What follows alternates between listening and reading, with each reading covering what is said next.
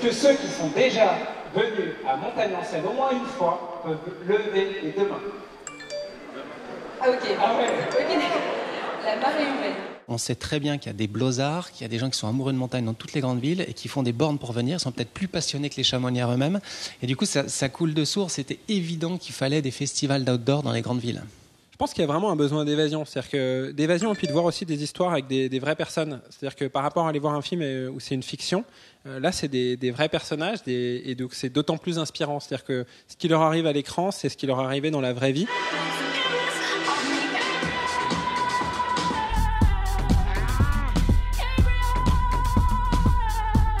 Le vrai défi du film de montagne, c'est de raconter une histoire. C'est-à-dire qu'on peut avoir les plus belles images du monde, ça peut vite être chiant. Il faut, pour n'importe quel film de montagne, de ski, de snowboard, d'alpinisme, il faut qu'il y ait une histoire, il faut qu'il y ait une accroche, quelque chose qui te raconte, qui te fait partager des émotions. C'est ça vraiment le défi du film de montagne.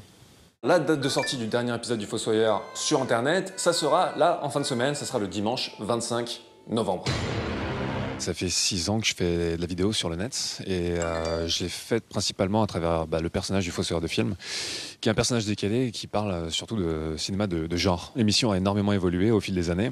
C'est passé de quelqu'un qui parlait juste de cinéma devant ses posters dans une salle indéterminée à un personnage qui vit des aventures. Donc c'est devenu en fait une émission de chronique fiction. Et au bout d'un an, je me suis dit, mais il faut une fin.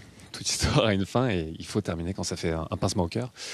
Là, ça fait un pincement au cœur et donc je termine ce soir avec ce dernier épisode qui conclut les aventures du personnage. C'était 6 ans d'apprentissage, de création de ce personnage. Je me suis construit aussi autour de ce que ce personnage a engendré derrière.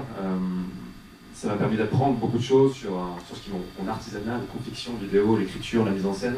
Forcément que terminer cette aventure qui parle de cinéma en étant au cinéma, dans une salle en plus qui a un cachet comme ça, qui est super, et avec un public qui est vraiment les gens qui tiennent à l'émission, qui ont suivi ça de près, ça fait, c'est d'une logique implacable. On se recroise très vite à l'occasion pour de nouvelles aventures et voilà, à bientôt. La sélection du festival, elle est extrêmement éclectique, puisqu'on a aussi bien du documentaire que du court-métrage, que de la fiction. Je crois qu'aujourd'hui, de plus en plus de studios prennent le risque de mettre des personnages LGBT dans leurs films. Et ça fait beaucoup de bien aux spectateurs. Et on essaye de se faire le reflet de cette évolution.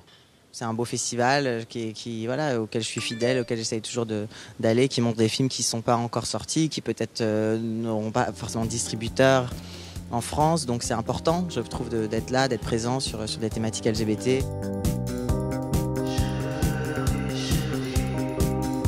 C'est la première fois moi, que je suis jury d'un festival et j'étais assez excité par l'idée, j'étais très content qu'on me propose. En plus, je ne connaissais pas la sélection de films et voilà, j'ai accepté tout de suite en fait. Nous vous souhaitons donc une bonne projection et un très bon festival. Merci beaucoup. Merci.